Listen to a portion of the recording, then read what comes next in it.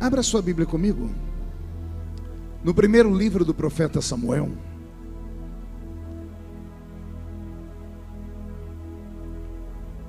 Deus está aqui. Primeiro livro do profeta Samuel, capítulo 1. Vamos ler o versículo 8. E depois vamos saltar para o capítulo 3.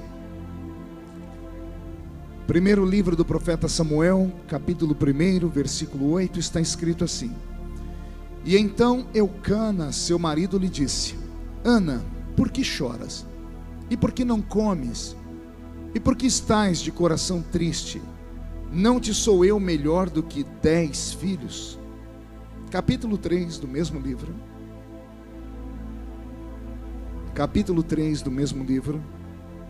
Está assim escrito: O jovem Samuel servia ao Senhor perante Eli naqueles dias, e a palavra do Senhor era muito rara, as visões não eram frequentes. Certo dia, estando deitado no lugar acostumado, o sacerdote Eli, cujos olhos já começavam a escurecer-se a ponto de não poder ver, e tendo-se deitado também Samuel no templo do Senhor em que estava a arca, antes que a lâmpada de Deus se apagasse, o Senhor chamou o menino: Samuel, Samuel. E ele respondeu: Eis-me aqui. Amém, igreja? Feche a Bíblia, coloque no banco, na cadeira, e pegue na mão da pessoa mais perfumada do seu lado.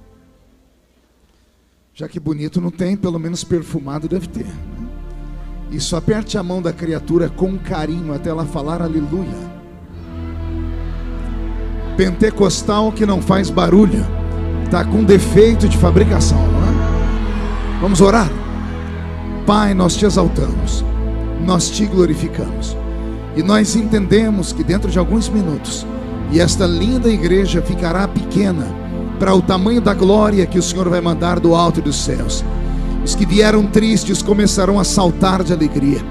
Os que vieram se arrastando não voltam para casa se arrastando. Hoje voltarão voando nas asas de um novo tempo. E antes que eu comece a revelar os seus segredos, cerque esta igreja com a sua glória, e num raio de 5 quilômetros onde houver um demônio alojado, eu dou a esses demônios segundos para sumirem de Goiânia, porque se não sumirem, serão queimados pelo poder da sua glória que aqui será derramada. Rasgue os céus sobre este santuário, manda anjos de fogo descerem aqui, que estes anjos desçam trazendo brasas de fogo nas mãos.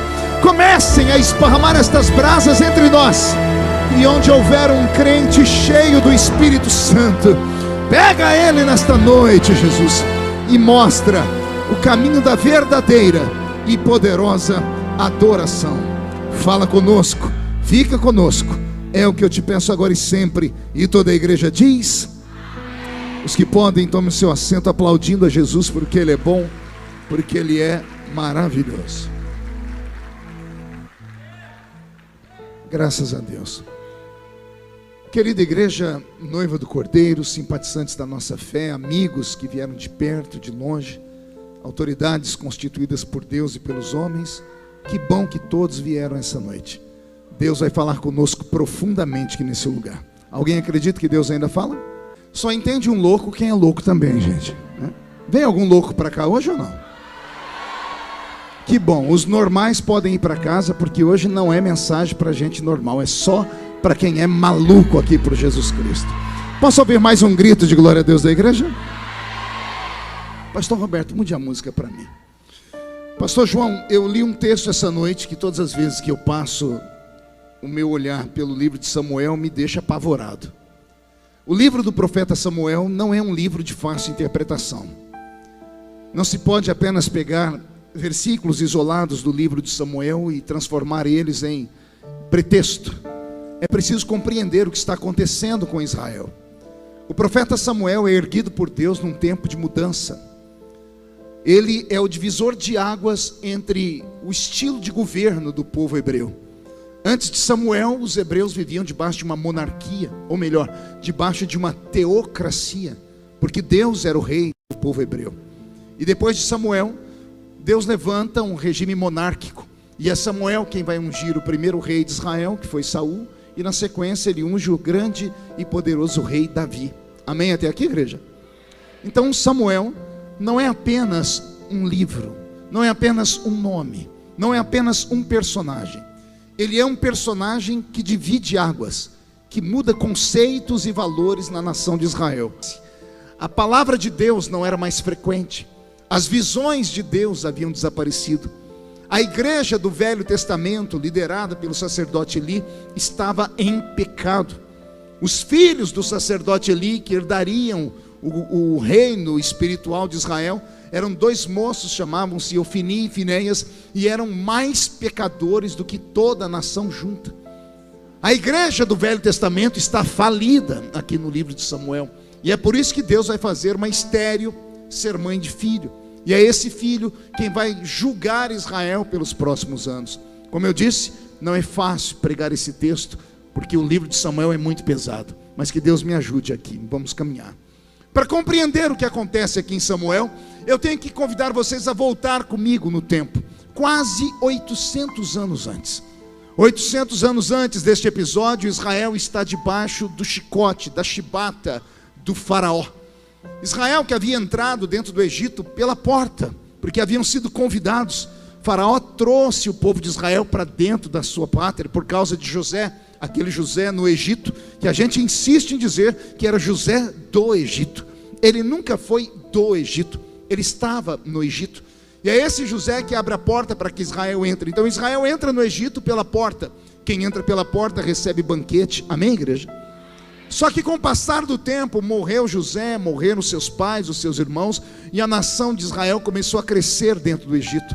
E os faraós que vieram dinastia após dinastia começaram a sentir ciúmes, inveja pelo crescimento dos hebreus, e combinaram em transformar toda a nação de Israel em escravos. E Israel ficou como escravo por 430 anos. Quantos anos eu disse? 430 anos de escravidão, o suficiente para que qualquer homem ou qualquer mulher e as suas descendências que viriam fossem revestidos com o manto da escravidão. Não apenas revestidos, mas investidos na mente e no coração com o conceito da escravidão. É por isso que quando Deus tira esse povo do Egito e vai levá-los para Canaã, no meio do caminho esse povo murmura. E quem sabe do que eu estou falando deve se lembrar. Israel murmurava de coisas horríveis. Israel falava assim para Moisés: Moisés, porventura não tinha cova para nos enterrar no Egito? Moisés, porventura no Egito não tinha cebola, não tinha alho, não tinha pepino? Gente, se eles falassem para Moisés, lá no Egito não tinha uma picanha, eu entenderia. Se falasse, no Egito não tinha uma Coca-Cola, eu entenderia. No Egito não tinha uma casa de 2 andares com pavimento, eu entenderia. Mas Israel, quando reclamava com Moisés, reclamava por falta de cova, reclamava por falta de cebola, de pepino, de alho, da água barrenta do rio Nilo. Isto é mentalidade de escravo. Eles saíram da terra da escravidão, mas a escravidão não tinha saído de dentro deles. Que Deus esta noite faça um limpa na nossa vida aqui.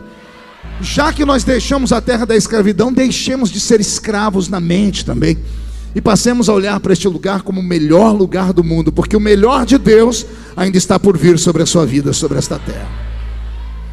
Quando Moisés então tira o povo do Egito, ele vai conduzi-los para uma terra que Deus havia preparado, e a terra se chamava Canaã. Deus tirou o povo de onde, igreja? Não, do Egito. Tirou eles de onde? E estava levando eles para onde? Eu amo ver a escola apostólica. De novo, Deus tirou eles de onde? Estavam indo para onde? Entre o Egito e Canaã, por 40 anos, eles peregrinaram no deserto, na península do Sinai. Quem já esteve na península do Sinai, como eu que estive lá várias vezes, você atravessa aquilo a pé em 30, 35, no máximo 40 dias. Israel conseguiu ficar perdido por 40 anos, num caminho que eles fariam em 40 dias, porque o Egito faz divisa com Israel. A cidadezinha que separa o Egito de Israel é Tebas, e ali em Tebas hoje está a fronteira. Dá para você atravessar a pé, 40 dias, você sai do Egito, do Cairo, e chega ali em Israel a pé. Pois eles ficaram 40 anos. Deus os colocou dentro de um labirinto. Deus cegou os olhos deles. Eles não enxergavam o caminho. não conseguiam observar mais nada. Por quê? Porque Deus ficou irado com eles. Deus não tinha a pretensão nem a intenção de destruir aquele povo no deserto, porque foi o que aconteceu. Saíram do Egito, diz a Bíblia, 600 mil homens de guerra. 600 mil homens de guerra eram homens que tinham exatamente 30 anos, Glaucinho. Naquela época em Israel, a emancipação do homem era aos 30 anos. Por isso que Jesus começa o seu ministério com 30 anos. É batizado com 30 anos. Porque com 30 anos o homem não dependia mais do pai nem da mãe. Então quando a Bíblia diz, saíram do Egito 600 mil almas de guerra, eram 600 mil homens que tinham exatamente 30 anos. Fora os mais novos, fora os mais velhos, fora crianças, bebês, senhoras. Se somássemos isso, fizéssemos um cálculo, chegaríamos a quase 3 milhões de pessoas. Quantas pessoas eu disse? 3 milhões de pessoas saem do Egito com destino a Canaã. Das 3 milhões que saíram, só 2 entraram em Canaã.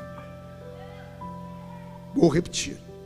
Das 3 milhões de pessoas que Deus tirou da chibata de Faraó, que Deus tirou da prisão do Egito, somente 2 conseguiram atravessar a linha de chegada e entraram em Canaã. Dos que saíram do Egito, entrou uma multidão em Canaã, mas multidão de pessoas que nasceram no deserto. Dos que saíram do Egito, só 2. E não se apavore e nem se escandalize, nem o grande líder, nem o pastor Moisés, a quem Deus confiou um cajado e deu a ele um rebanho de quase 3 milhões de ovelhas, conseguiu entrar com o povo em Canaã. Somente 2 entraram, Josué e Calebe. Qual o nome dos 2? O restante foram sepultados na península do Sinai. E o dia que eu estava meditando isso, me deu um calafrio.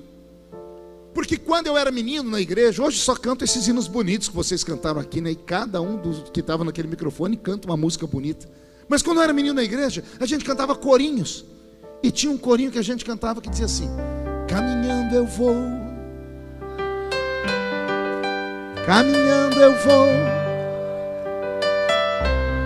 caminhando eu vou para Canaã, glória a Deus.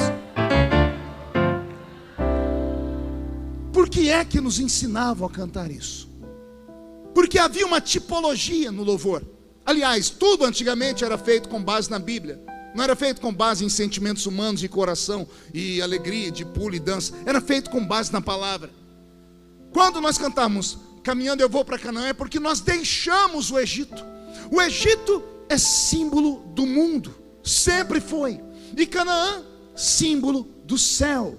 Por que cantávamos que estávamos indo para Canaã? Porque aceitamos Jesus como Salvador e saímos do Egito. E caminhar com Cristo era caminhar até chegar ao céu. Amém até aqui? Vou fazer uma pergunta, espero que todos estejam atentos. Quem aqui já saiu do Egito? Levante a mão. Que bom. Agora, por favor, preste atenção mais ainda. Quem já chegou em Canaã? Levante a mão para eu ver. O sangue de Jesus tem poder. Vê se a pessoa que está do seu lado aí está viva. Porque Canaã é o céu. A pessoa está aqui na terra ainda. De repente morreu, esqueceu de deitar e não foi sepultada. Preste atenção quando o pastor estiver pregando. O Egito é símbolo do mundo. Canaã é símbolo do céu. Quem já saiu do mundo aqui? Quem já chegou no céu aqui? Graças a Deus ninguém. Estão todos aqui. Se nós saímos do Egito e não chegamos em Canaã, onde é que nós estamos, igreja? Opa, alguém respondeu. Vou dar chance de todos responderem. Se nós saímos do Egito e não chegamos em Canaã, onde é que nós estamos, igreja? Então olha para o seu irmão e diga: você está no deserto. Então aguenta o tranco, porque deserto não é lugar para qualquer um. O problema todo não é o Egito. O problema é o que fazemos no deserto. É a forma como nos postamos até chegarmos em Canaã. Se você está aqui dentro e sente saudades do Egito, devia estar lá. Porque aqui, além de não ir para o céu, além de não ir para Canaã, ainda pode atravessar e fazer um monte de gente morrer no deserto. Se você está aqui e sente saudade da época que você bebia sua cachaça, fumava o seu cigarro, mexia com maconha e tinha trocentas mulheres ou 300 namorados, é sinal de que você saiu do Egito, mas o Egito não saiu de você ainda. Talvez seja por isso que a glória de Deus já não se manifesta mais como antigamente, porque as pessoas estão aqui agora, mas estão pensando em como está o resultado da Fazenda lá na Record. Estão aqui agora, estão preocupados porque ontem, parece que hoje teve um jogo e não pôde ser transmitido porque as televisões perderam o controle dos jogos. Estão aqui dentro e só Deus sabe onde está o seu coração. Aí vem para o culto e fica olhando para o pregador com essa cara feia, parecendo que foi batizado num pote de vinagre, e fica dizendo: eu prefiro música do que ouvir a pregação. Aí fica o culto inteiro com esse olho seco, parecendo olho de sapo que morreu no dia de enchente. Aí vem para uma igreja pentecostal e fica com essa boca travada, essa boca de aço, essa língua de ferro, esse queixo de concreto. Com todo respeito, se você quer ir para Canaã, você tem que começar a viver Canaã aqui dentro mesmo. Quando eu vejo tudo isso acontecer, eu começo a me lembrar do que Deus fez. Teve uma época, isso aqui é de escandalizar a gente. Deus chamou Moisés, olha o que Deus disse: Moisés, eu vou destruir esse povo. Pode imaginar Deus com esse tipo de conversa com alguém? Deus esperou a nação inteira dormir lá no deserto, depois de murmurar por falta de cebola, pepino, alho e água barrenta e cova. Deus chamou Moisés e falou: Moisés, sim senhor, eu vou destruir esse povo. Olha o que Moisés diz para Deus: o que as nações vão dizer do Senhor? O que vão falar? Vão falar que o Senhor é um Deus que nos tirou do Egito e não teve condições de nos levar para Canaã, que o Senhor é um Deus impaciente. Não é que Deus olhou para Moisés e falou: você tem razão. É o único homem da Bíblia que dá conselho para o próprio Deus. Deus disse: eu não vou destruir mais ninguém não. Passou um tempo, Deus ficou furioso de novo e disse: Moisés, agora eu vou destruir. E Moisés disse: Senhor, não destrói o povo, tem paciência com eles. Deus, por amor a Moisés, não destruiu.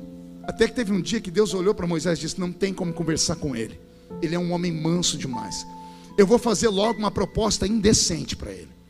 Deus falou assim: Moisés, vou destruir o povo, e antes de você defendê-los, escute a minha proposta. Eu vou fazer de você uma outra nação, uma grande e poderosa nação. Um dia eu estava lendo esse texto, tinha uma crise de riso. Quer perguntar o porquê? Eu falei: Deus, não faz essa proposta para mim, porque eu pastorei a igreja há 10 anos. Tem dia que é glória, é fogo, é festa, dá tudo certo. Mas tem dia que os crentes dão uma mão de obra, dão um trabalho, que você fala: o que eu estou fazendo aqui? Se Deus me pega num desse dia e fala assim: Mark, eu vou destruir essa igreja e vou te dar outra, eu falo: faz logo, Senhor. Ainda bem que Deus não fez essa proposta para mim, fez para Moisés. E mesmo sendo Moisés o homem mais manso da terra, a palavra desceu do céu, entrou no ouvido. Quando foi descer para o coração, Moisés desceu para o joelho. A Bíblia diz que ele cravou os joelhos no chão, jogou terra sobre a cabeça e rasgou a roupa. E olha o que ele disse a Deus: Senhor, se for para destruir esta nação, risca o meu nome do seu livro. Deus tomou um susto, porque ninguém nunca fez isso. Por isso que a Bíblia diz que Moisés foi o homem mais manso da terra. Deus olhou para Moisés, ficou sem saber o que falar e disse: tá bom, Moisés, não vou destruir o povo, diga ao povo que marche. Moisés ficou de pé. Quando ele foi gritar para o povo marchar, Deus disse: Moisés, sim senhor, eu não vou destruir o povo, mas eu vou fazer uma coisa pior do que a destruição. Imagina Moisés tremendo. O que é que o senhor vai fazer, Senhor? Vocês estão no deserto, não estão? Sim, Senhor, eu vou puni-los no deserto.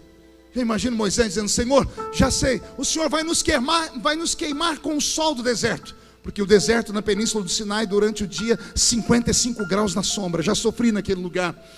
E eu imagino Deus dizendo: não, Moisés, fica tranquilo, não vou matar ninguém de calor. Eu já até criei uma forma de deixar o povo todo com ar fresquinho, como se estivesse dentro de um carro com ar condicionado.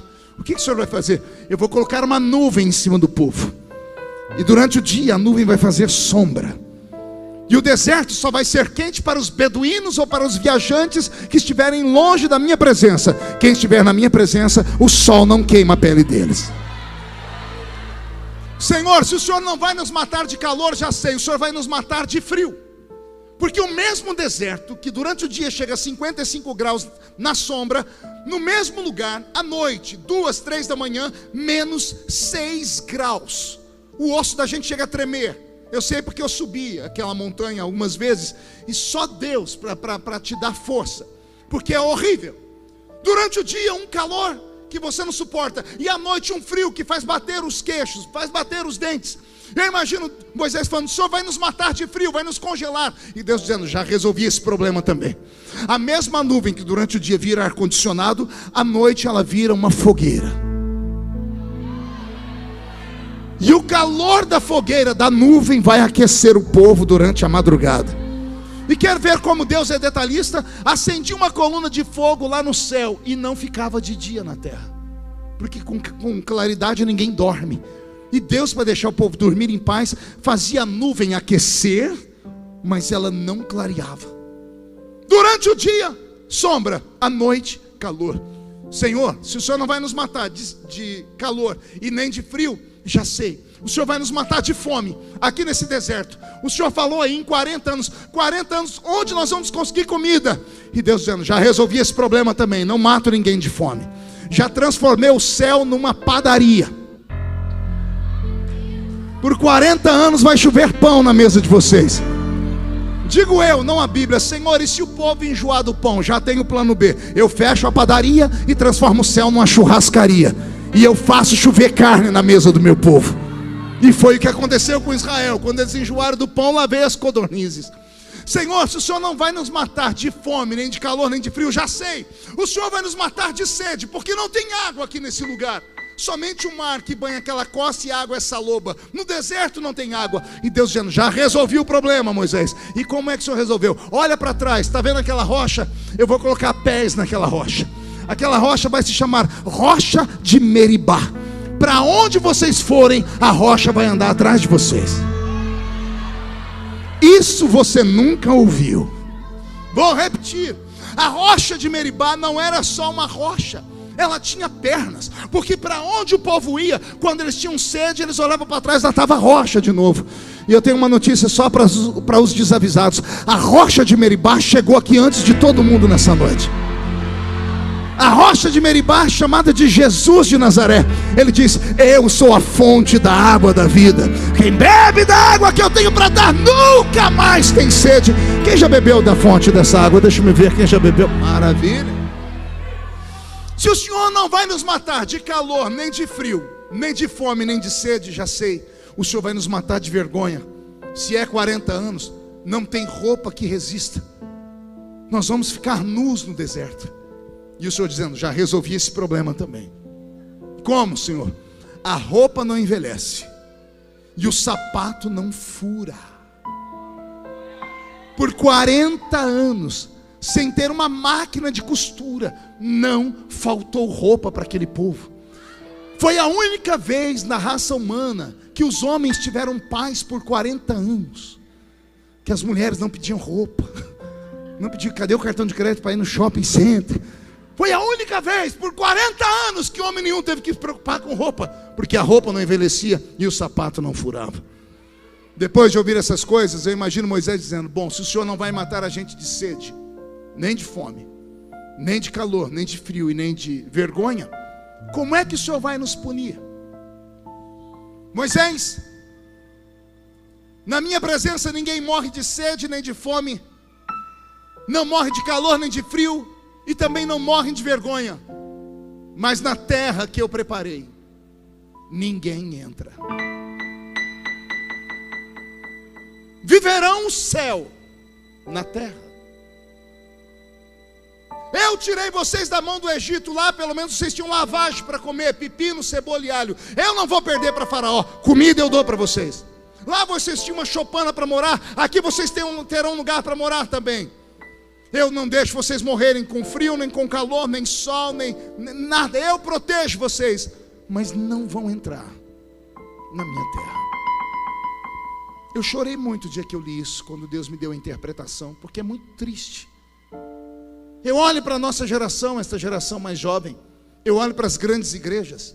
Eu olho para o meio evangélico mundial e vejo como estamos enganados.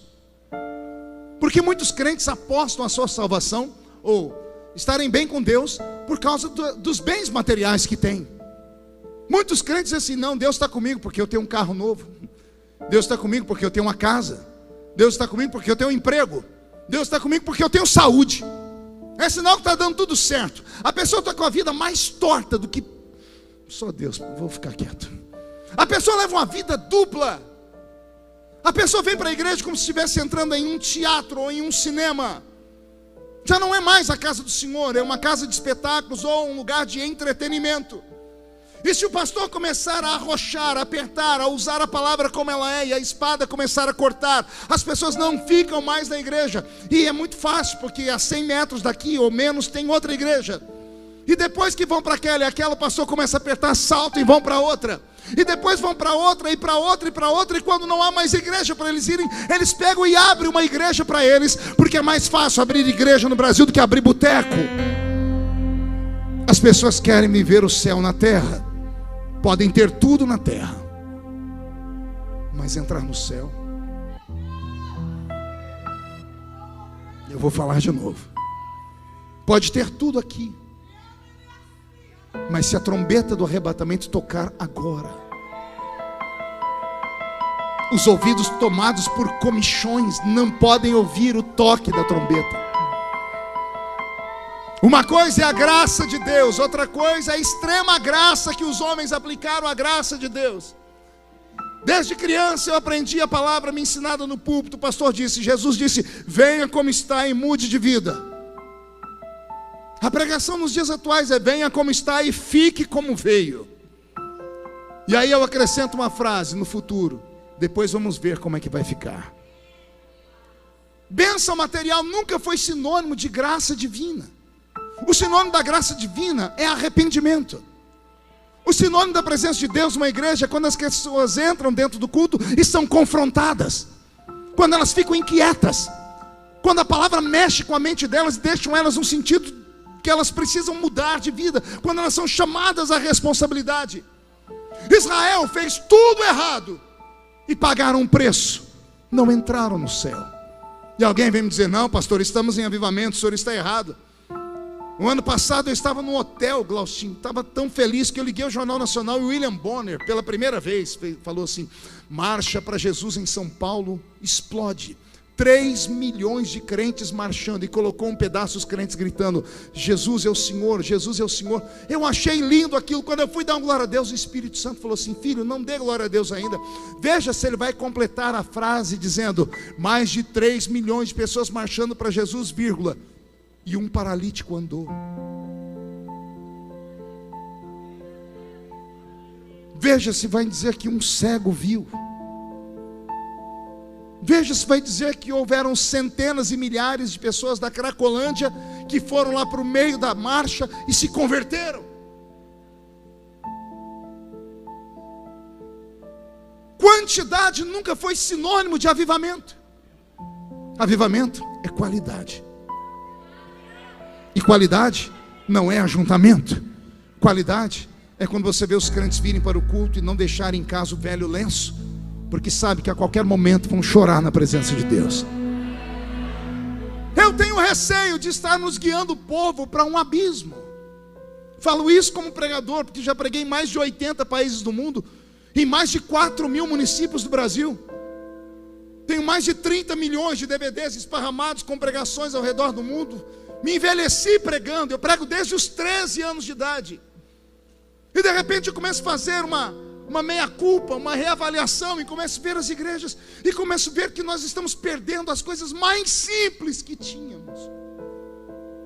Estamos perdendo as coisas mais doces do cristianismo. Estamos perdendo o respeito próprio, o amor ao próximo. Que Deus nos ajude nessa noite. Que nós não sejamos enganados pelo espírito do anticristo que já governa. Há 3 semanas atrás, um pastor poderoso no Brasil, muito conhecido, fez um vídeo dizendo: temos que reavaliar a Bíblia. Alguém viu isso? Ele disse: Tem coisas na Bíblia que ficaram no passado. Nós temos pessoas hoje na igreja com a sua sexualidade diferente. Nós temos que dar oportunidade a elas. Nós temos que contemporaneizar a Bíblia. Nós não podemos mais expulsar as pessoas por causa dos seus pecados de adultério. Eu falei, meu Deus, onde é que nós estamos indo? Que caminho estamos tomando? Saímos do Egito, estamos no deserto, e por estarmos no deserto, porque Ele nos tirou do Egito, nada de ruim nos acontece. O sol não nos queima, o frio não nos congela, não falta água, não falta alimento e não passamos vergonha. Mas a pergunta que fica é: entraremos no céu? Veremos a face adorada de Jesus Cristo de Nazaré? Cantaremos com os santos anjos? Participaremos das bodas do Cordeiro? Eu não sei você, mas está na hora de nós reavaliarmos a nossa fé. Porque se a trombeta do arrebatamento tocar hoje, e daqui de dentro só 2 crentes subirem, um sou eu, quem é o outro? E vem atrás, deixa eu ver. Então levante a mão direita para o céu comigo, chacoalhe ela, coloque no ombro de quem está do seu lado com carinho e respeito. Agarre o ombro da pessoa, diga: o médico falou para não contrariar o pastor. Chacoalhe a pessoa até ela ficar irritada, irrita ela, mas com força, tira ela do lugar, dá um chacoalhão. Diga: Deus te trouxe aqui para isso. Sacode de novo, para isso. Deus te trouxe aqui para sacudir a sua fé, para sacudir a sua esperança, para sacudir o seu ministério, para sacudir a sua vida, a sua família, a sua casa, para sacudir este ministério.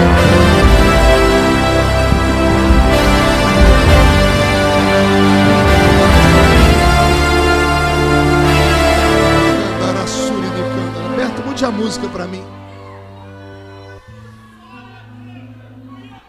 Como eu disse no início, não é fácil pregar sobre este livro. Deus tira esse povo do Egito, mata eles no deserto. Os filhos que nasceram no deserto deveriam ter pelo menos aprendido com o erro dos pais.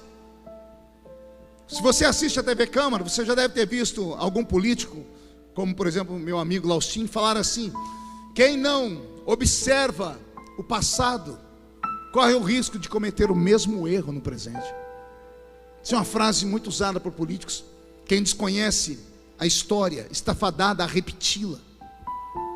Os filhos viram os pais serem sepultados no deserto. Eu imaginava na minha mente que os pais, antes de morrerem, falavam para os filhos: não cometa o mesmo erro que a gente fez. Deus nos tirou de lá para nos levar lá. Pecamos, Ele nos matou aqui. Vocês são a geração que nasceram no deserto. Quem nasceu no deserto, quando entrar em Canaã, por favor, adorem a Deus. Os filhos entraram em Canaã. Quando entraram em Canaã, e Josué separou a terra em 11 pedaços, porque os levitas, a herança deles era Deus. Quando o povo se estabeleceu na terra, a Bíblia diz que eles começaram a pegar dentro das bagagens dos pais as imagens de Baal, Astarote, Ázera, Marduk, a pseudo deusa assim da Mesopotâmia, Anubis, Dagon. Eles pegavam tudo aquilo que os pais deles guardaram dentro das tralhas, e ao invés de destruir, eles começaram a levantar altares em Canaã. Ouçam-me. Entraram em Canaã, e ao invés de levantarem um altar para o Deus de Israel, levantaram altares aos deuses pagãos. Deus ficou tão furioso que de 40 em 40 anos Israel caía na mão de um povo vizinho. Os heteus, girgazeus, todos os deuses da terra oprimiam Israel. E aí o povo chorava. O povo era terrível, faziam tudo de errado. Quando Deus punia, eles escondiam os ídolos. Eles rasgavam as roupas, jogavam poeira na cabeça e choravam. Deus, como é pai, olhava para eles e acreditava que eles iam mudar. Então Deus levantava um juiz, e nós temos o livro de Juízes, 270 anos de perseguição ao povo de Deus. E entre os juízes nós temos Sansão, Baraque, Débora, Jefté, Eude, Gideão. E o último dos juízes que vai nascer é o profeta Samuel. Quando Samuel está ainda na mente de Deus para nascer, Deus olha para a nação de Israel inteira e vê que a igreja do Velho Testamento toda está perdida e em pecado. Como a igreja estava em pecado, a sociedade toda foi contaminada, ao ponto das crianças estarem contaminadas. Porque Deus poderia ter entrado na casa de um hebreu e pegado um bebê, uma criança, vou usar esta criança. Todos estavam em pecado, todos estavam contaminados. Não havia vou repetir, não havia que Deus pudesse usar. É nesse período que a Bíblia vai contar a história para nós, de que havia um homem chamado Eucana. Eucana se casou com uma mulher chamada Ana. Todos os anos eles subiam até o templo de Deus para oferecer sacrifícios. Ana não podia dar filhos. Eucana amava tanto Ana que dava a ela 7 vezes mais do que ele dava a Deus. A Bíblia diz que Eucana contraiu um casamento com uma mulher chamada Penina. Penina tinha filhos e Ana não tinha. A Bíblia vai dizer que Penina atormentava Ana, mas ela não atormentou Ana no primeiro ano, nem no segundo. Foi 10 anos depois. Quantos anos depois? Eu imagino uma festa de gala, Eucana exibindo o seu troféu, que era Ana. Uma mulher casada com um homem há 10 anos, uma menina bonita, porque eles eram desposadas com 13, 12, 14 anos de idade. Eucana já um senhor maduro, com a menina dessa, uma menina bonita, nunca teve filho, o corpo do jeito que ela casou está. E a outra, a Penina, que ele casou com ela para ter filhos, a Penina era parideira. A Penina tinha filho todo ano. 10 anos depois ela tem 10 filhos. A visão que eu tenho de Penina é assim: uma mulher com um bebê aqui, outro aqui, outro aqui, e ela empurrando um carrinho aqui com o pé. A coitada da Penina, que não tinha clínica de estética na época, está com o corpo deformado. Eucana olhava para a Penina e não sabia se ela estava de frente ou de costa. Depois de 10 gravidez, o corpo dela se desintegrou. E aí quando ele chegava em casa, em vez de ele olhar para Penina, a Bíblia diz que Eucana amava Ana. É claro que amava, porque homem é visual. Ele via Ana bonita, corpo bonito, perfumada, rica, porque é mulher de fazendeiro. Ana não sentia falta de filhos, porque o marido supria com o amor dele, com o dinheiro dele, com tudo que ele tinha. Então em uma festa, Eucana está exibindo Ana aos convivas. Está aqui a minha mulher, essa jovem, ela casou comigo há 10 anos, ela não envelhece, olha que mulher linda. Penina está num canto cuidando das crianças. O coração de Penina ficou machucado. E Penina se vingou de Ana. Pergunte como. Passou perto de Ana e disse assim: do que adianta ser bonita? Do que adianta ser rica? Do que adianta ter tudo, se quando você morrer, não terá um filho para chorar no seu caixão, para pegar na alça do caixão e te enterrar? Quando você morrer, o seu nome será apagado da história, porque você não deixou sementes. A ficha caiu. 10 anos depois, 10 anos depois, a ficha de Ana caiu. E aí ela subiu no santuário de novo, como fazia todo ano. Mas dessa vez ela não foi só com um sacrifício. Tudo que o marido deu a ela levou para Deus. Ela acabou de ofertar todo ano. Ela ofertava e voltava para casa. Ela acabou de ofertar e chamou um sacerdote e disse: onde é que as mulheres oram aqui nessa igreja? E ele disse: lá naquele canto, do outro lado. O alpendre das mulheres era longe do alpendre dos homens. A Bíblia diz que Ana caiu de joelhos e começou a orar. Ela orou tanto que ela gritou. Ela gritou tanto que ela ficou rouca. Ao ficar rouca, já não tem mais voz para orar. Ela começa a gemer. E o gemido dela foi entrando dentro daquele santuário.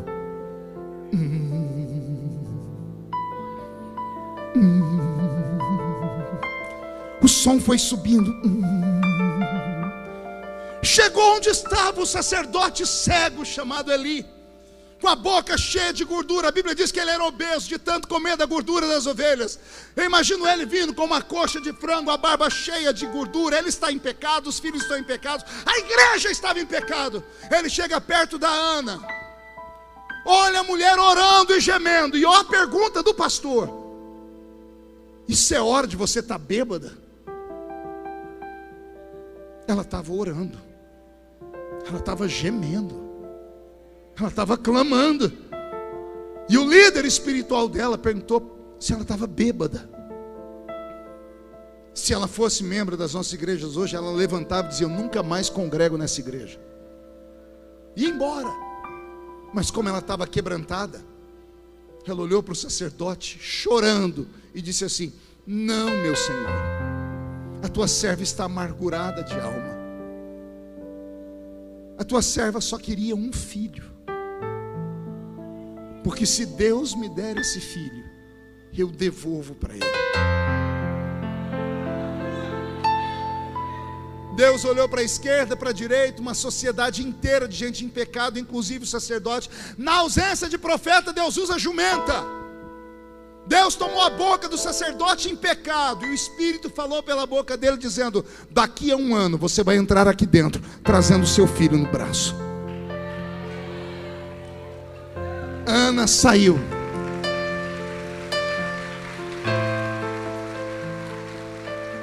Um ano depois, Ana vem dentro do santuário. A Bíblia diz que o menino foi desmamado. Uma criança é desmamada às vezes com 1 semana, outras até com 5 anos. Mas como ele disse, você vai voltar daqui a 1 ano, ela voltou e trouxe o bebê e depositou no altar. Samuel é criado dentro da igreja. Não assim, na igreja indo para a escola, na igreja indo para o trabalho, na igreja indo brincar. Não, Samuel é trancado dentro da igreja. Deus tinha que proteger esse menino, dele não ser contaminado lá fora. Então Deus cria o menino dentro da igreja. Tudo que o menino sabe é igreja. Tudo que ele sabe é sacrifício, louvor, oração, adoração. Pelo menos é isso que ele tinha que saber. Ele é criado dentro do santuário. O sacerdote mora ali, ensina a ele todas as coisas da Bíblia, ou pelo menos deveria ensinar. Mas pelo jeito não ensinava, porque a Bíblia diz que nos dias de Samuel a palavra não era pregada, as visões não eram frequentes, estava tudo destruído. Por isso que naquela noite Deus apareceu para o menino e disse: Samuel, Samuel. O menino foi até o sacerdote. O sacerdote falou: volta a dormir. O menino dormiu e Deus disse: Samuel, Samuel. O menino correu até o sacerdote. O sacerdote se apavorou, porque se lembrou que foi assim que Deus chamou ele. E olha o que o sacerdote disse. Acredito que ele disse tremendo: volte para o seu quarto. Há de ser que se a voz se chamar de novo, responda: fala, Senhor. Fala, Senhor, porque o teu servo ouve. Quando o menino estava dormindo, aí a Bíblia Sagrada é tão metódica, que eu amo a Bíblia. A Bíblia diz assim: e Deus chamou o menino Samuel antes que a lâmpada se apagasse. Antes que a lâmpada se apagasse. Tudo na Bíblia é profético. Lá no santuário tinha um menorá com 7 braços, em cada uma das canaletas abastecido com azeite batido, porque era mais fácil para ser incendiado. Em cima das canaletas, fogo, 7 lâmpadas, 7 braços, 7 tochas de fogo. Na calada da noite, o frio vinha muito intenso, e às vezes soprava e apagava uma lâmpada, 2 lâmpadas, 3 lâmpadas. Por isso o sacerdote tinha que chegar de manhãzinha no santuário, às 5:30, 6 da manhã, porque tinha uma lei de Deus dizendo: quem acendeu essa tocha fui eu, Senhor, e a lâmpada não pode se apagar. Aí a Bíblia diz: e Deus chamou o menino antes que a lâmpada se apagasse. Era a maneira de Deus dizendo: aquilo que eu acendo ninguém apaga. Pode ficar todo mundo desesperado, mas que vai nascer um avivamento, que vai haver uma revolução, que vai haver um despertamento, que os dons espirituais vão voltar a cair sobre nós, que os profetas vão ser desenferrujados, que aqueles que oravam em línguas estranhas vão voltar a orar 10 vezes mais do que antes, que aqueles que interpretavam línguas vão interpretar 2 vezes mais do que antes, que aqueles que tinham discernimento de espírito vão voltar a ter discernimento de espírito. A palavra da revelação vai descer, e isso vai. Eu profetizo em nome de Jesus que quem viver verá o maior avivamento que vai acontecer no Brasil, e vai começar em Goiânia, e vai começar aqui nesta noite, porque Deus chamou você pelo seu nome e te trouxe aqui só para te dizer: eu quero sacudir esta cidade com a minha glória.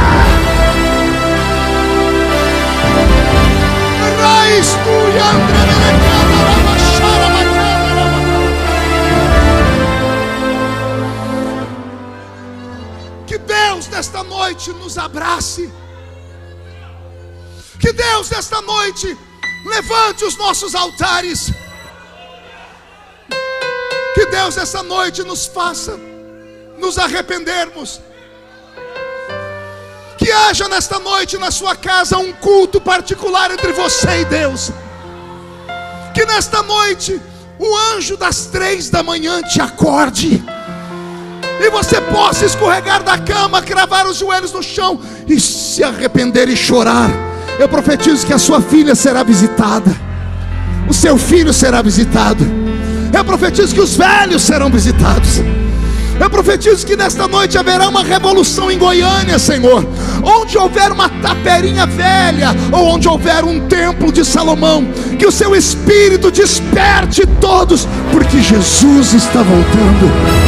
Ah, Jesus está voltando.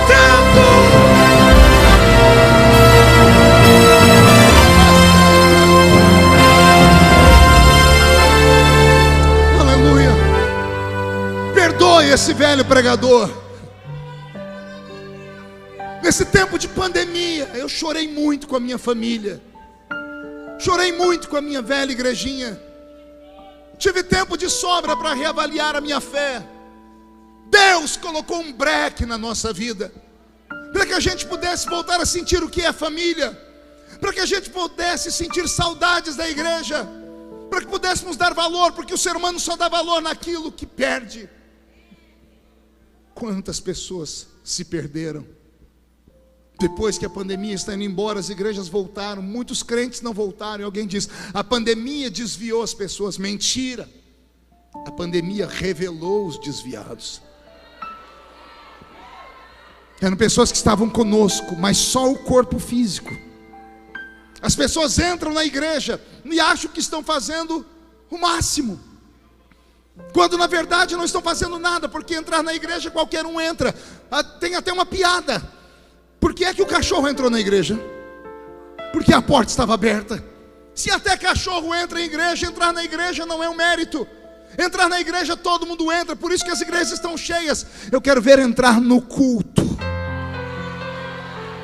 Eu quero ver as pessoas saírem da terra e durante o culto chegarem nas regiões celestiais, porque é nas regiões celestiais que o Senhor desenvolve os dons espirituais. Por isso as coisas estão desaparecendo. Posso ser um pouquinho sorumbático aqui, pastor, se o permite? Ser um pouquinho fleumático. Saudade, Glaustinho, da igrejinha da Vila Tatu, onde eu congregava. Que saudade. Saudade do culto de domingo, quando a gente chegava na igreja às 7 horas e dobrava o joelho, e ficava de joelho dobrado até o pastor dizer amém. Nós não vínhamos para a igreja e ficávamos sentados no banco, olhando a paisagem, vendo o telão da igreja, ou batendo papo com o irmão, ou mascando essa desgraça desse chiclete, que tem gente que está no culto e pensa que está na casa da mãe Joana. Nós não vimos para a igreja desse jeito. Aí as pessoas perguntam por que o culto era melhor. Era melhor porque nós entrávamos no culto desde o início. Sabe que crente, depois de 5, 6 anos na igreja, ele passa a tomar posse do lugar onde ele senta. Ele diz assim: esse lugar aí é meu, dá licença que é meu. A gente chegava na igreja, aqueles bancos duros. Quando a gente chegava 10 minutos atrasado, tinha que pular os irmãos. Aí a gente agachava, ia ajoelhar, o banco estava molhado, ou de choro ou de cuspe. Vou repetir: no banco ou tinha lágrimas ou tinha cuspe. E às vezes tinha lágrima porque eles cuspiram muito na hora da oração, gritavam até o céu abrir. Agora, para mim, o melhor momento do culto, pergunte qual era, pastor? Era quando a gente estava de joelhinho dobrado e o velho pastor José Bispo, baiano sem pescoço. Conhece baiano sem pescoço? Sangue de Jesus tem poder. Pensa num povo brabo. O queixo dele era encostado aqui. Ele levantava com o olho cheio de lágrimas e começava a cantar assim: em fervente oração, tens no meu coração, na presença de Deus derramar. Conhece? Mas só podes fluir o que estás a pedir quando tudo deixares no altar.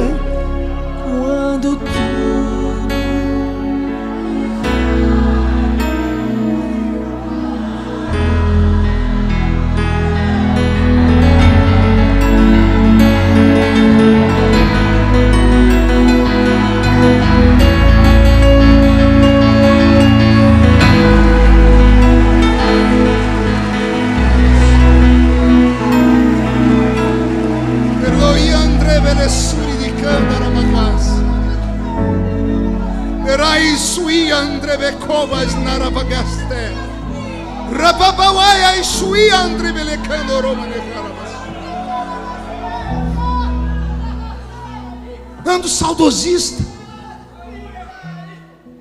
porque não consigo transferir para os meus filhos a experiência que eu tive. Ando triste por viajar o Brasil e ver que a maioria dos filhos de pastores, a grande maioria, estão atrás das grades.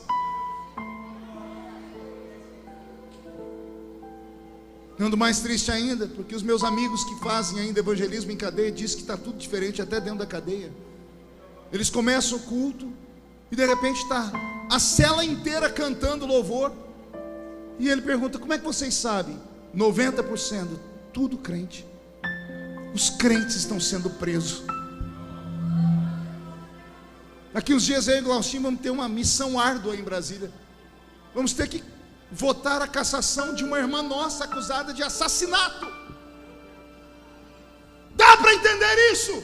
Crentes mandando matar e matando, crentes roubando, sendo presos, indo parar. Meu Deus, o que está acontecendo? O que está acontecendo? Eu não sei para onde nós vamos. Eu tenho medo de fracassar na minha missão. Eu preciso de uma criança. Esse garotinho aqui, vem cá, rapidão. Vem cá, isso, vem cá. Pega aqui na minha mão. Consegue subir aqui? Vamos lá? Isso, vem cá. Qual o seu nome? Marcos Paulo. Marcos, que nome bonito você tem. Tem mãe que sabe escolher nome. Qual a sua idade, Marcos? 6 anos. Você já está velho. Já casou? Não. Graças a Deus. Vem cá, Marcos, vamos passear aqui nós dois. Vocês estão vendo um Marcos de 48 e um Marcos de 6. Marcos, você pode me abraçar? Pode me agarrar e não me solta. Em qual igreja esse Marcos vai congregar daqui 10 anos? Se Jesus não voltar. Que tipo de evangelho ele vai estar ouvindo? Que tipo de louvor ele estará cantando? Porque tudo que uma criança vê, ouve e sente vai ser o alicerce dela. As pessoas perguntam como é que eu aguento, porque tudo comigo vai parar no Jornal Nacional. E eu explico: eu aguento porque os meus pés foram fincados em uma rocha. Eu conheci Jesus na minha infância. Não era um Jesus de longe, não era um Jesus de música. Era um Jesus que se revelava em sonhos, que falava comigo em sonhos, que me dava visões. Eu experimentei Deus. E esta geração? O que sabem de Deus? O que aprendem na escola? Quando eu era mais novo, nós tínhamos só 3 lugares para ir: igreja, casa e trabalho. Nossos pais oraram. Alguém me ajude aqui? Alguém me ajude aqui? Nossos pais oraram e Deus abriu a quarta porta. Fomos para a escola. Então o crente só tinha 4 lugares para ir: igreja, trabalho, casa e escola. A gente era oprimido em 3 desses lugares: no trabalho, na escola. A gente era oprimido em casa. Só restava a igreja. Aí quando a gente entrava na igreja, era um alívio, porque a gente entrava e ali a gente podia gritar, João. Ali a gente podia cantar. Ali alguém nos dava um abraço. Ali nos falava que Deus falava e levantava aquelas profetisas que só tinham 2 dentes na boca. Era o zagueiro e o atacante. A maioria delas era analfa de pai e beta de mãe. Mas elas chegavam perto da gente, botavam a mão no ombro da gente, arrepiava tudo. Falavam tudo errado, mas tudo se cumpriu. Lembro como se fosse hoje. Eu tinha 13 para 14 anos, recém-convertido. Estava num culto na Avenida N. Uma irmã pregando, irmã Geni com óculos fundo de garrafa, num culto de círculo de oração. Olha, jovem indo em culto de círculo de oração. A gente não tinha para onde ir, igreja era uma festa. Ela está pregando, ela arrumou o óculos, limpou, botou, tirou, limpou de novo. Falou: irmãs, eu estou tendo uma visão. Aquele menino ali levantou, pediu para eu ficar em pé, era eu. Por que eu estou vendo a bandeira do Brasil enrolada em volta de você? O Brasil, você está enrolado na bandeira do Brasil, e onde você vai passando, um monte de bandeiras de outros países vai se curvando. No alto da Vila Tatu, numa igreja onde só tinha cortador de cana. Eu tinha 14 anos de idade, 13 para 14 anos de idade. Deus falava. Eu vou repetir: Deus não era um ser que morava lá na cima das nuvens, 1 milhão de quilômetros longe da gente, inacessível, não. Deus caminhava conosco. Não precisávamos fazer um culto específico para a cura, um culto específico para batismo com o Espírito Santo, um culto específico para relações, sentimentos. Não precisávamos. Todo culto acontecia isso. Vila Tatu não tinha hospital, nem farmácia, e doença só ataca de madrugada. Acordava a vila inteira, Glaustinho. A gente abria a janela para ver os gritos, e lá vai um homem correndo com a criança no braço, todo mundo atrás dele. De repente ele bate na porta do presbítero da igreja, irmão Ovídio Ramos, um negro alto de 2 metros de altura, a mão parecendo uma raquete de tênis, desse tamanho, a barriga assembleiana, né? Curva da prosperidade, cemitério de frango. Irmão Ovídio abre a porta e fala: o que foi? E o irmão gritando: meu filho está morrendo. Ele falou: Karma, você trouxe aqui por quê? Porque a Bíblia diz que o presbítero pode orar. Ele disse: pode mesmo, vem cá, vou pegar o óleo. Não tinha óleo. O irmão Ovídio abre uma lata de banha de porco. Oh, glória. Enfia a mão na banha de porco e unge a criança da cabeça aos pés. Unta o corpo do menino inteiro, termina de ungir, fala assim: pode levar porque Jesus já curou.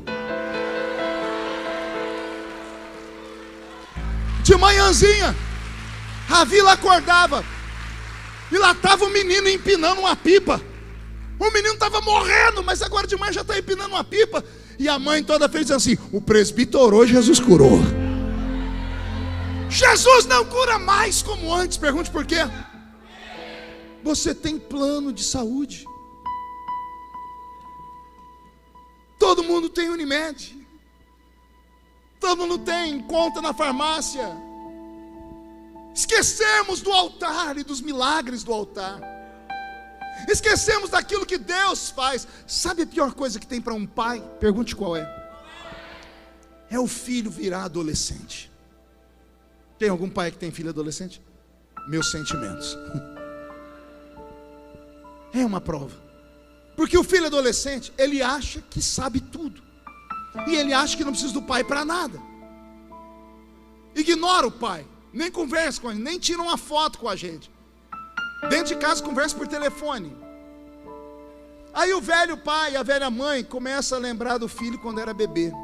Quem tem filhos aqui e lembra de quando era bebê? Dava muito trabalho a criancinha? Chorava muito?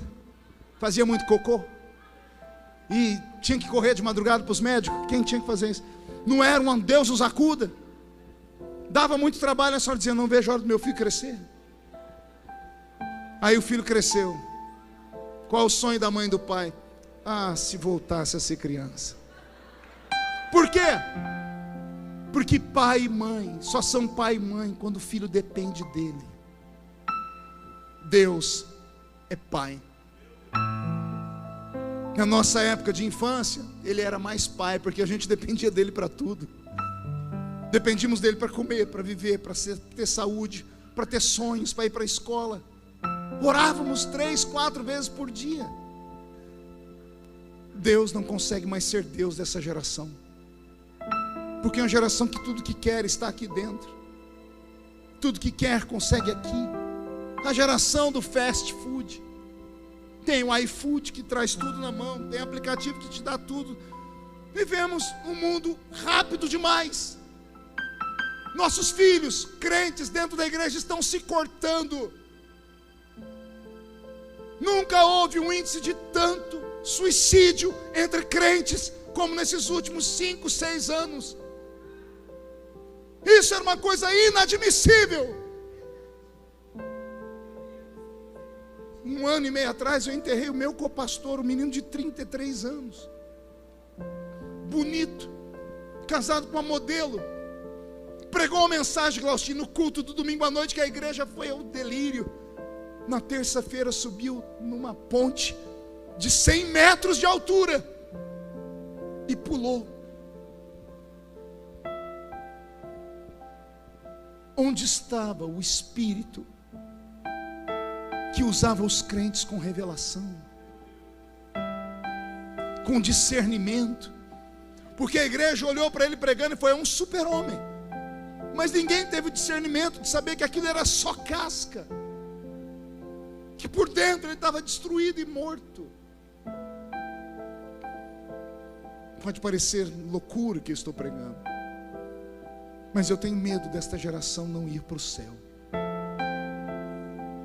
Tenho medo de caminharmos pelo deserto, tendo tudo do bom e do melhor, e da trombeta tocar,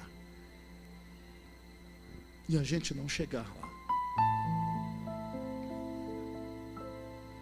Incline a sua cabeça. Só me ouça, não me olhe.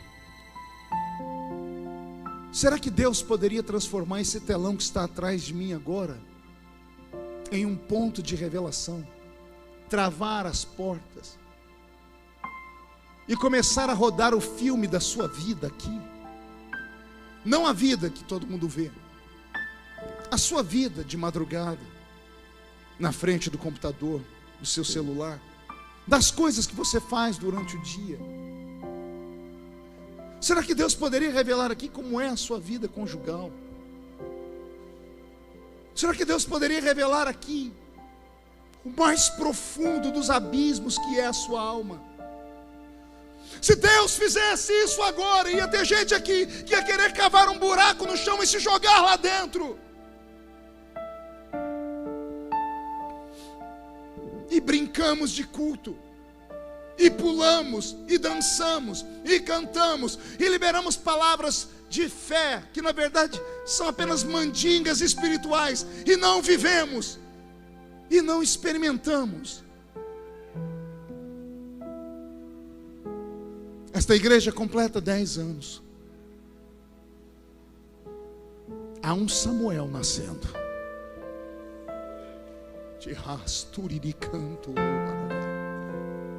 Nesses 10 anos, a Assembleia de Deus Semear vai gerar um Samuel.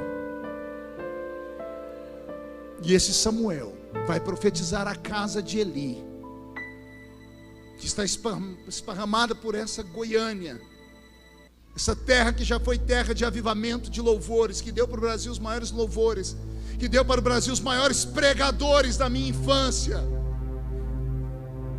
Vai nascer um Samuel.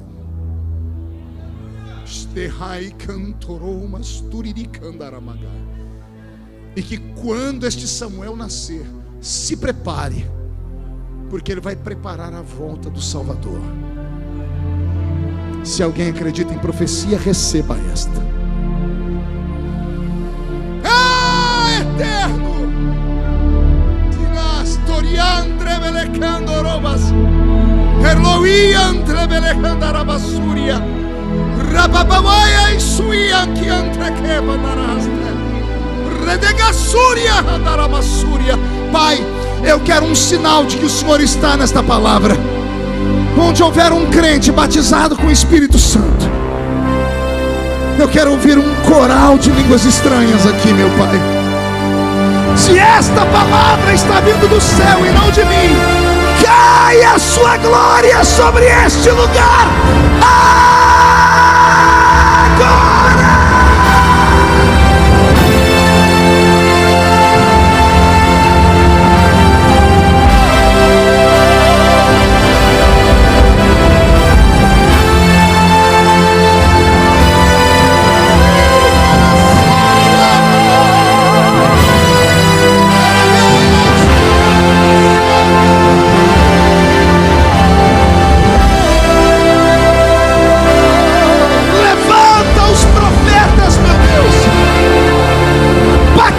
Com o Espírito Santo agora, cure os enfermos agora, levante os sacerdotes agora,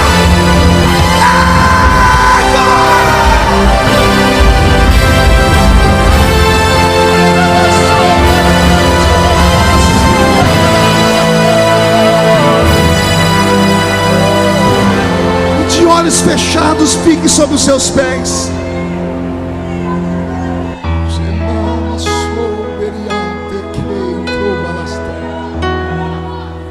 Fique de pé. Eu vou fazer um convite só.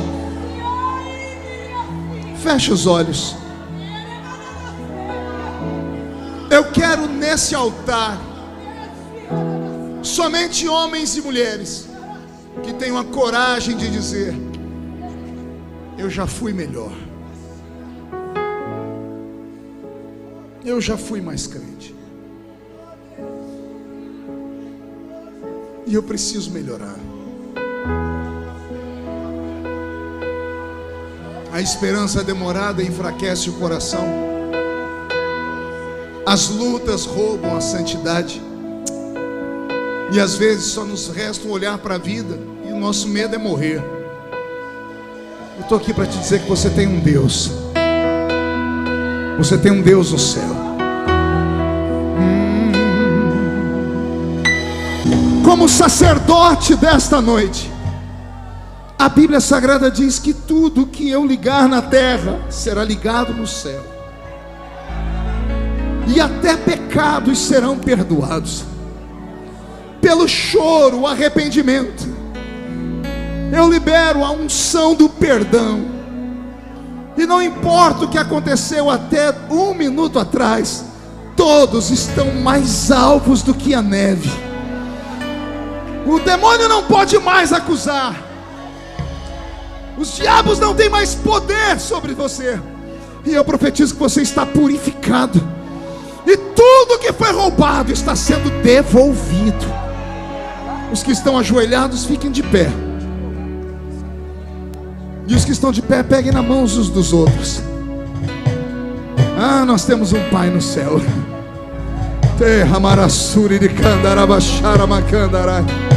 Feche os olhos e ore.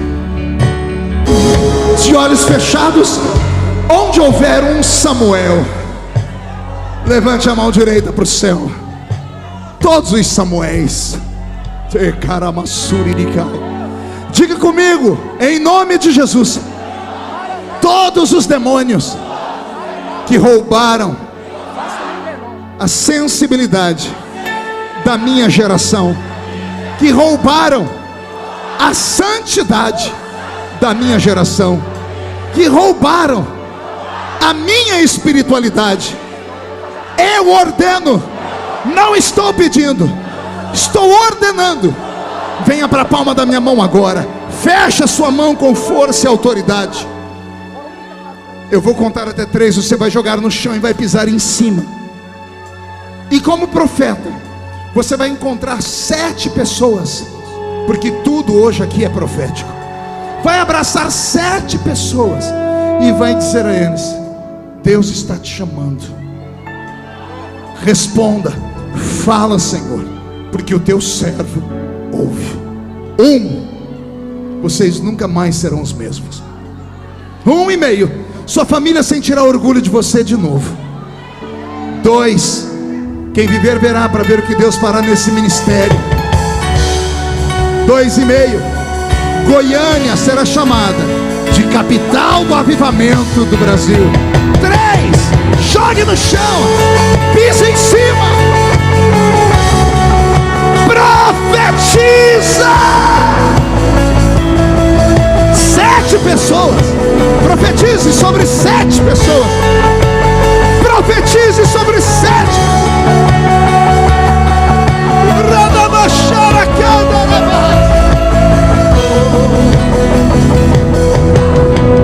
Tu és a minha luz, a minha salvação, a ti me renderei.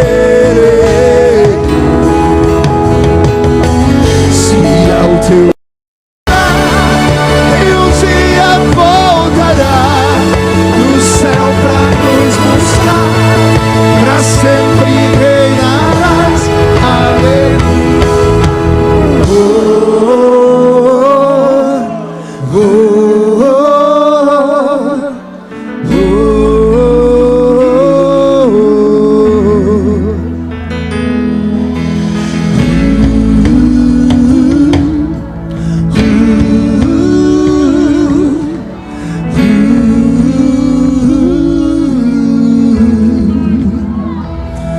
Vem Jesus,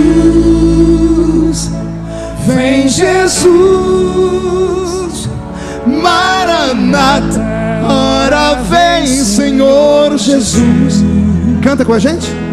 Vem Jesus, A igreja, vem Jesus, só a igreja.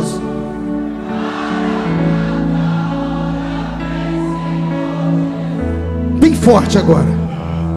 vem Jesus,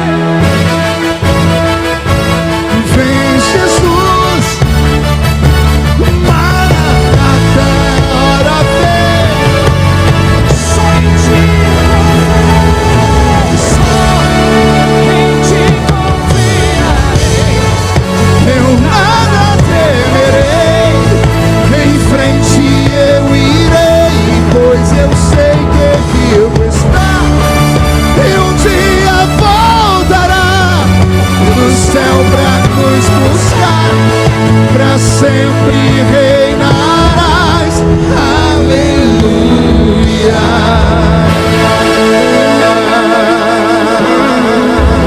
Quem pode aplaudir?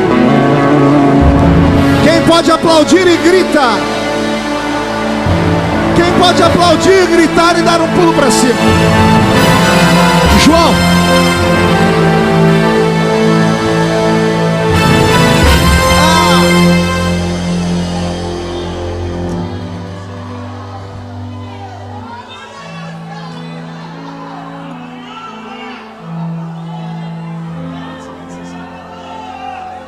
Adore, adore Jesus, adore.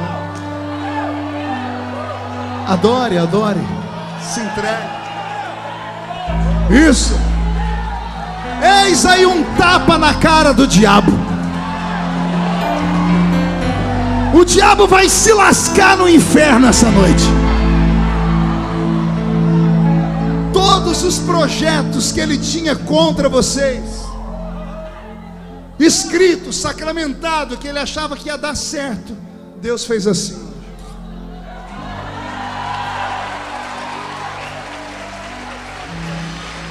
Jogou no chão e pisou em cima. Eu não me responsabilizo pelo que vai acontecer essa noite na sua casa. Irmã, não se apavore se a senhora acordar com a filha chorando de noite. Não, pastor, minha filha chora toda noite, depressiva, namorado. Não, vai ser diferente. Ela vai chegar, a senhora vai lá no quarto e vai ver a sua filha ajoelhada. E se ouvir oração, vai ouvir ela dizer: Deus, me dá as nações por herança. Seu filho será um grande homem de Deus. Pode não estar aqui ainda hoje, mas antes do ano terminar, você vai se sentar com a família ao redor de uma mesa farta, vai lembrar desse culto, desse avivamento, e vai dizer: eu e a minha casa servimos ao Senhor. Posso ouvir um grito dessa igreja? Sai da frente, Satanás! Estamos em guerra!